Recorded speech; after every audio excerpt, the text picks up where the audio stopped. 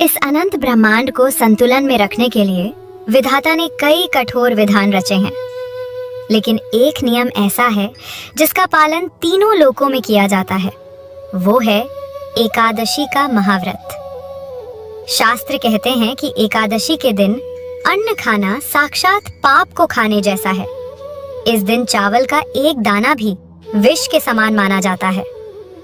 पूरी दुनिया में, चाहे वो काशी हो या वृंदावन, श्री विष्णु जी के भक्त इस दिन अपनी रसोई बंद रखते हैं। लेकिन क्या आप जानते हैं कि इस धरती पर एक धाम ऐसा भी है जहां ये कठोर नियम भी घुटने टेक देता है? एक ऐसा मंदिर जहां अगर आपने एकादशी के दिन उपवास किया तो उसे भगवान की भक्ति नहीं बल्कि भगवान का अपमान माना जाएगा। ये कहानी उस दिन की है जब त्याग की देवी एकादशी ने प्रेम के देवता प्रभु श्री जगन्नाथ जी के खिलाफ युद्ध छेड़ दिया था। ये कहानी है उस शाप की जिसके कारण आज भी देवी एकादशी को श्री जगन्नाथ मंदिर के अंदर आना वर्जित है। आखिर क्यों भगवान श्री जगन्नाथ जी ने स्वयं से उत्पन्न हुई देवी को मंदिर से निकाल दिया? चलिए आज इस अद्भुत लीला के साक्षी बनते हैं। इस अद्भुत घटना को समझने के लिए हमें समय के उस पार सत्ययुग में जाना होगा। ये वो समय था जब भगवान विष्णु मुरा नाम के एक भयानक राक्षस से युद्ध कर रहे थे।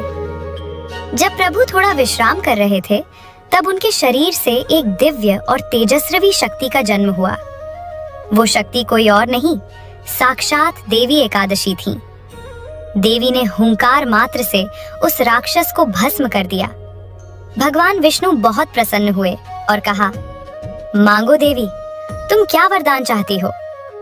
देवी एकादशी ने जो मांगा उसने ब्रह्मांड का नियम बदल दिया।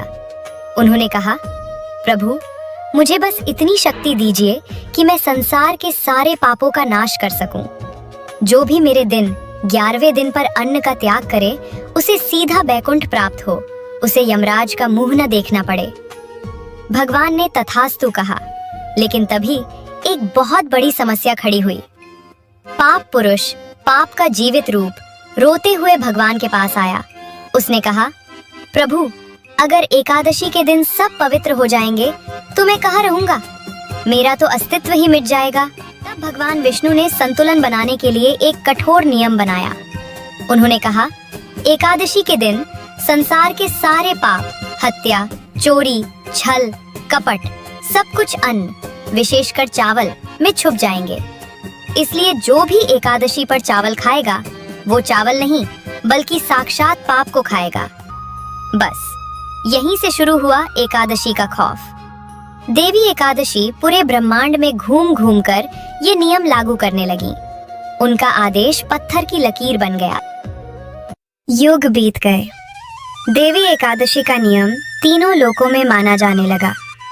लेकिन एक दिन देवी भ्रमण करते करते श्री क्षेत्रपुरी पहुंची, जिसे धरती का बैकुंठ कहा जाता है।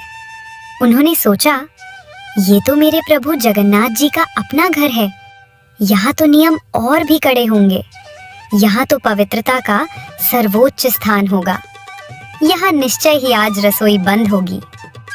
लेकिन जैसे ही उन्होंने सिंहद्वार पर कदम रखा, उन्हें अपनी आंखों और नाक पर विश्वास नहीं हुआ। वहां सन्नाटा नहीं था, वहां खुशबू थी। देसी घी की महक, मिट्टी की हंडियों में उबलते हुए चावलों की सुगंध और दाल सब्जी का ढेर। उन्होंने देखा कि मंदिर के आनंद बाजार में हजारों भक्त बैठे हैं। वो व्रत नहीं कर रहे, वो महाप्रसाद खा रहे हैं। और वो भी क्या, चावल। जिस चावल में आज के दिन पाप छुपा होना चाहिए, उसे भक्त बड़े चाव से खा रहे हैं। देवी एकादशी का क्रोध 7वें आसमान पर पहुंच गया। उन्हें लगा कि ये उनका अपमान है। उन्हें लगा कि कलयुग के प्रभाव से भगवान के भक्त अधर्मी हो गए हैं। गुस्से में तमतमाते हुए वो सीधा मंदिर के गर्भगृह की तरफ बढ़ी, भगवान श्री जगन्नाथ जी से जवाब मांगने के लिए। मंदिर की दीवारें उनके क्रोध से कांप उठीं। गर्भगृह में पहुंचकर देवी एकादशी ने भगवान जगन्नाथ को पुकारा, प्रभु, ये क्या अनर्थ है?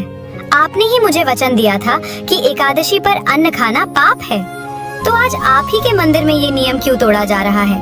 क्या मेरा अस्तित्व यहाँ खत्म हो गया है? क्या आपका दिया हुआ वचन झूठा था?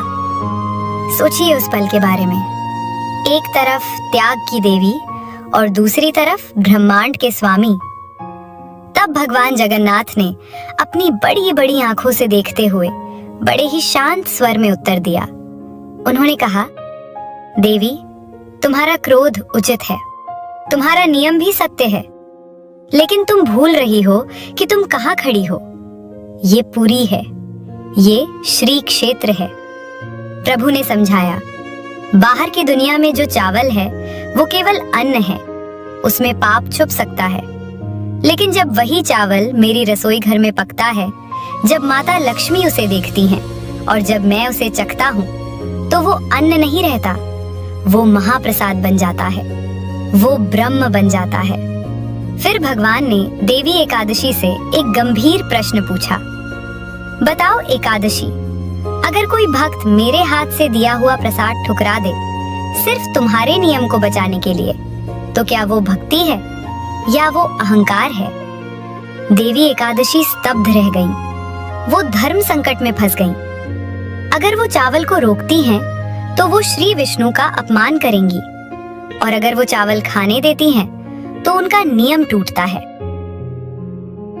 अंत में भगवान श्री जगन्नाथ जी ने एक ऐसा फैसला सुनाया जो आज तक पुरी के इतिहास में लिखा हुआ है। उन्होंने देवी एकादशी से कहा, देवी, तुम्हारा नियम सर्वोपरि है, लेकिन मेरा प्रेम युक्त महाप्रसाद उससे भी ऊपर है। इसलिए आज से तुम्हारा प्रवेश इस मंदिर के भीतर वर्जित है।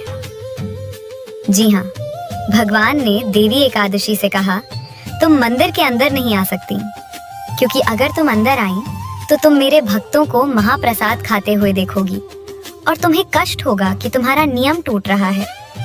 मैं तुम्हें दुखी नहीं देख सकता। कहा जाता है कि देवी एकादशी को श्री जगन्नाथ मंदिर के बहरन द्वार, दक्षिणी द्वार के पास उल्टी स्थिति में स्थापित किया गया है। उन्हें वहां प्रतीकात्मक रूप से बांध दिया गया ताकि वे नियम की रक्षा करें और भगवान करुणा की। लेकिन भगवान दयालु हैं। उन्होंने देवी का मान रखने के लिए एक समझौता भी किया। उन्होंने एक ऐसी मर्यादा खींची जो आज भी पुरी की परंपरा में जीवित है। प्रभु ने कहा, श्री मंदिर के भीतर केवल और केवल महाप्रसाद ही सर्वोपरि रहेगा। यहाँ अन्न दोष नहीं, बल्कि मोक्ष है। किंतु मंदिर की देहरी के बाहर देवी एकादशी के तप और नियमों का पूर्ण सम्मान किया जाएगा। यही कारण है कि आज भी एकादशी के दिन पुरी के घरों में चावल नहीं पकता, लेकिन भगवान की रसोई में महाप्रसाद का महाभोग कभी नहीं रुकता।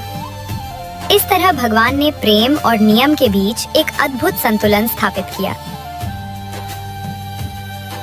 तो दोस्तों, ये है जगन्नाथ संस्कृति की खूबसूरती।